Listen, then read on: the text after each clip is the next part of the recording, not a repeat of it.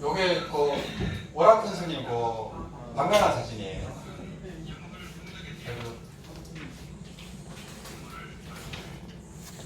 이 방랑이 골짜기를 가득 채웠거든요. 무지개 방랑이.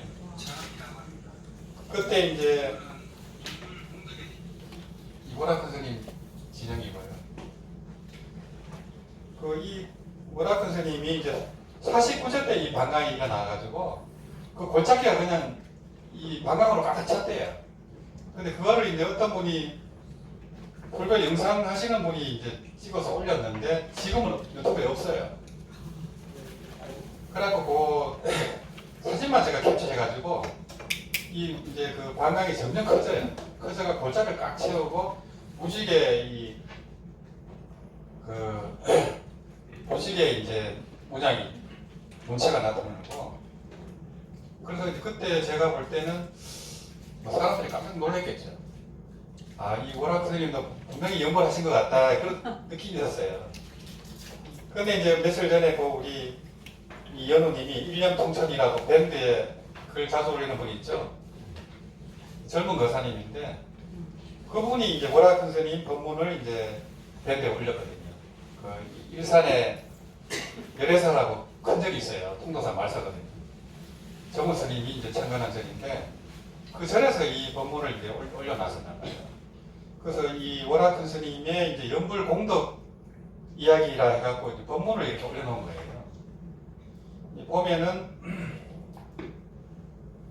이 오라 스님은 하여튼 연불을 일시본란으로 이제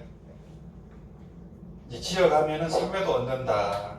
이렇게 또 법문하셨고, 고춘삼이라는 그 부부가 이제 연보를 해가지고, 이제 그 남편이 죽어가지고 중국 황제의 아들로 태어나거든요. 그러고 이제 그 부인은 나중에 이제 혼자 남아서 연보라고 했는데, 그 남편을 그리워하는 그 노래를 지어가지고 했는데, 그게 동요처럼 이렇게 돼버렸어요. 그리고 그걸 따라하는 사람들마다 병이 나는 거예요. 그래서 뭐 추나 고삼추나 원두 놓아 삼년 공덕 다리 놓아서 삼년 공덕 꿈을 파서 삼년 공덕 하자더니 나는 어떻게 하라고 남편이 먼저 죽었으니까요. 죽어가지고 중국 황제의 아들도 황태자로 태어나는 거예요. 연불 공덕으로. 이분들은 연불을 했는데 왕생 발언을 못한 것 같아요. 그 법문을 잘 모르고 아미타불만 했는데도 그 공덕으로 중국 황제의 이제 아들로 태어났고 이 부인은 혼자 연보해서 이제 그 벽을 앞서는 그런 능력이 있습니다. 이게 이제 하나의 에피소드였고 두 번째 에피소드는 이제 그 부부가 또 연보를 했는데 호살님은 연보를 열심히 하는데 남편이 연구를 잘 안 하는 거예요. 그래서 이제 그 문지방에 방울을 달아놔가지고 지나갈 때마다 방울이 울리는 거예요. 그때마다 연구를 하라고 시킨 거예요. 그때마다 딸랑딸랑 할 때만. 그래서 남편이 연구를 열심히 안 하고 방울 소리만 울릴 때만 연구를 한 거예요. 근데 그 공덕으로 죽어서 지옥에 갔는데 나쁜 짓을 많이 했겠죠.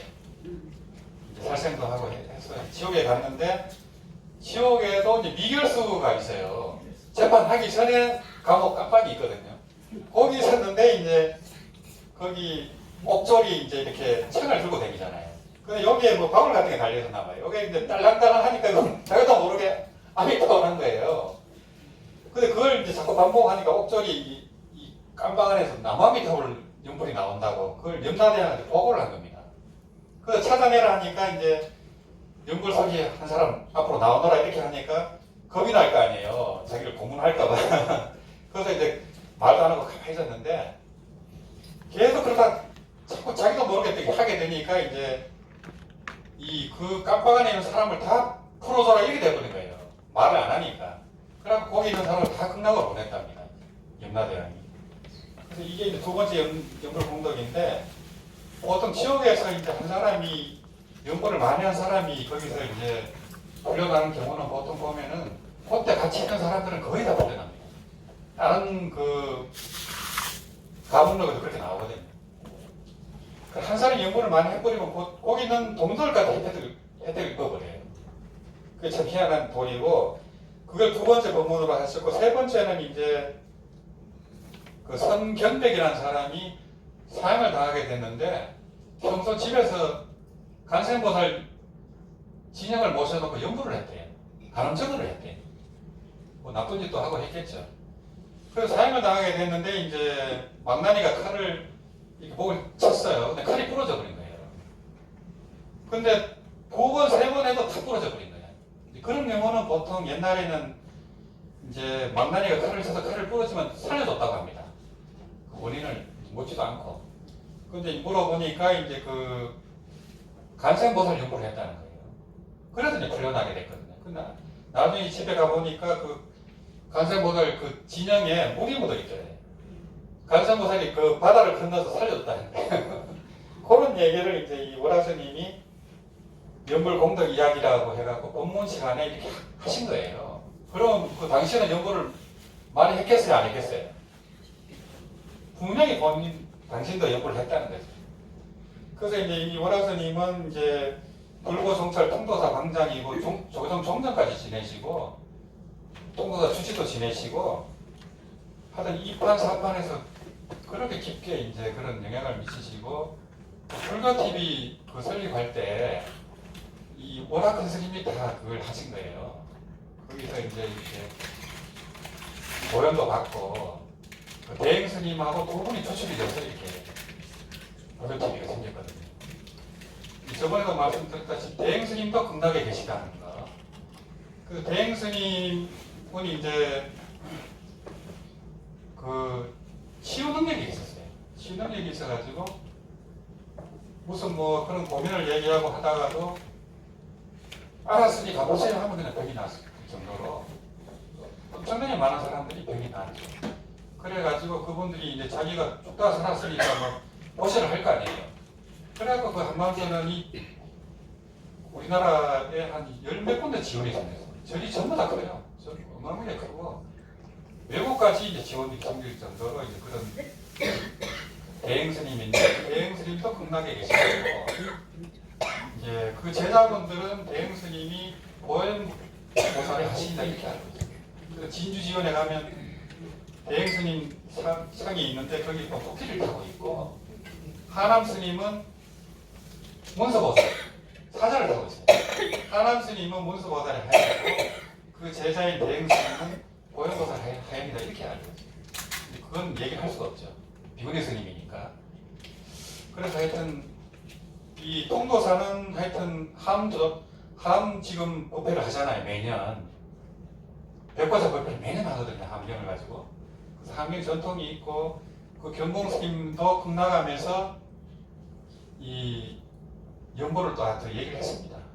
항상 하도가 뭐냐면은 극락에는 길이 없는데 어떻게 왔는고 이게 하도예요. 극락하면은 뭐 법문할 때마다 수천 명씩 모였거든요. 견봉 스님이 대도인이고 함경을 공부하다가 촛불이 흔들리는 걸 보고 깨쳤거든요. 그래서 이제 통도사하고 그 경남의 대도인이고 한국을 대표하는 선지식이다 보니까 법문만 하면 막 2,000명, 3,000명이 모입니다. 이제 그분이 던지는 하도가 뭐냐면 극락에는 길이 없는데 어떻게 왔는고 이게 하도예요. 그 뭐라고 대답해요? 그냥 아미타부 이렇게 하면 그게 답이에요. 근데 연구를 안 한 사람은 모릅니다. 연구를 하면 극락 갈 수 있잖아요. 아미타부를 하면 답이죠. 근데 연구를 안 한 사람은 절대 대답할 수 없어요. 그래서 이제 극락에 가면은 극락교가 있어요.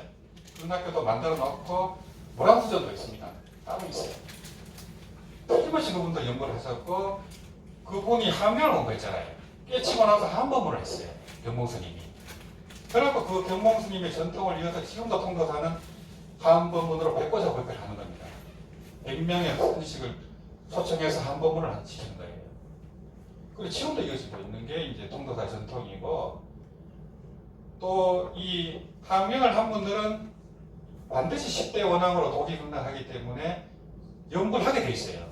함경으로 깨친 분들을 다 아미타불 연불로 보림을 해서 왕생극락하게 돼 있어요. 그 함경의 그 보현의 거품을 보면은 선제 동자가 이제 오시삼 선지식을 참박하면서 보살행을 어떻게 하면 보살행을 할 수 있고 그걸 질문을 계속 하거든요. 이미 그분은 깨친 차원에서 보살행을 질문을 하는 겁니다. 그래서 문수보살의 제자가 바로 선제동자예요. 선제동자의 스승은 문수보살이고 보살님은 문수반야경에서 일행삼매, 일상삼매를 얘기했어요. 그 자체가 한 부처님을 개념해가지고 그 부처님만 생각하라는 거예요.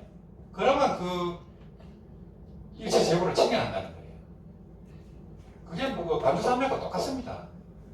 문서보살도 연골해갖고 일행삼매, 일상삼매를 깨친 거예요. 문서보살도. 저기 문서보살이죠. 오른쪽. 극락의 팔대보살이 문수보현, 가능체지, 미륵보살, 지장보살 다 있어요.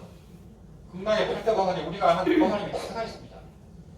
그래서 선제동자 입법필품에서 문수보살님이 이제 선제동자에게 그런 보살행으로 보림을 하기 위한 53 선지식을 참박하도록 이제 가르치고 맨 처음 선제동자가 칭견한 분이 덕음비고라고 해갖고 연불삼매를 가르칩니다.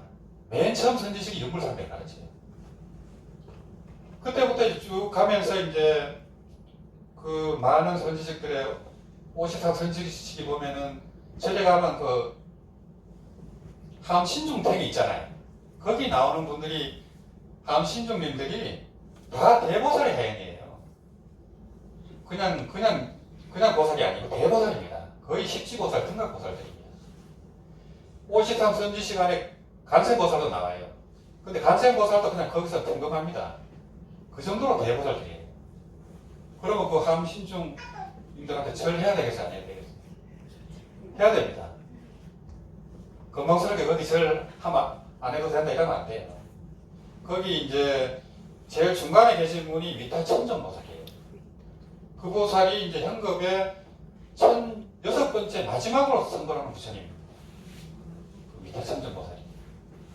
함신중에 중간에 계신 분이. 그분은 칼을 갖고 황금 옷을 입고 있거든요. 그래서 중국에서는 위타천전보살을 굉장히 중요시해요. 그분이 모든 구도자들을 지켜주고 또 수행을 잘하도록 이끌어주거든요. 그러고 나서 본인이 맨 뒤에 선거를 하겠다 이렇게 하는 거예요. 지장보살이랑 비슷하잖아요. 근데 이분은 선불 수기를 받은 분입니다. 이미 부처로 예정된 분이에요. 그런 분한테 절을 안 하면 어떡합니까? 정말 잘못된 거죠. 그렇잖아요. 스님들도 깨치기 전에는 다 범부인데 범부가 어떻게 스님들한테 절을 안 합니까? 말도 안 되는 얘기죠. 그래서 이 선자동자가 이제 간세보살도 칭견하고 맨 나중에 미륵보살, 보현보살을 칭견하고 극락왕생하는 거예요. 그래서 등각보살이 되는 겁니다. 운수보현하고 동급이 돼버려요. 선제동자가. 그냥 동자가 아니에요.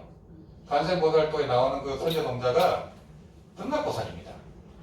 법화경에 나오는 그 8세 용녀, 8살짜리 용의 딸도 등각보살이에요. 그냥 즉시 성불해버렸잖아요. 부처님 법문 듣고 바로 깨쳐버렸잖아요. 그분은. 그래서 이제 법화경에서는 8살짜리 용녀가 나오고 항명에서는 선제동자가 이제 선지식입니다. 우리 구도자의 모습이고 연보를 하면은 일생에 바로 등각보살이 될 수 있다는 거, 그걸 보여주는 거예요. 그래서 이제 이 항명으로 깨친 분들은 반드시 연보하게 돼 있어요. 못 깨치면 연보를 안 하겠죠. 그래서 가능 큰 스님이 이제 조계종 문문관을 6년을 마치고 그렇게 이제 선법문도 많이 하고 유식 법문, 하은 법문을 많이 했지만 그분이 하음에 돼갑니다. 그래갖고 그분이 이제 80 몇 세까지 법문하셔서 그대는 법문 안 했어요. 한 10여 년 동안. 연불만 했습니다, 그때. 그래갖고 그 대구 연불소원에 수산 스님 절에서 법문한 거를 이제 제가 올려놨거든요.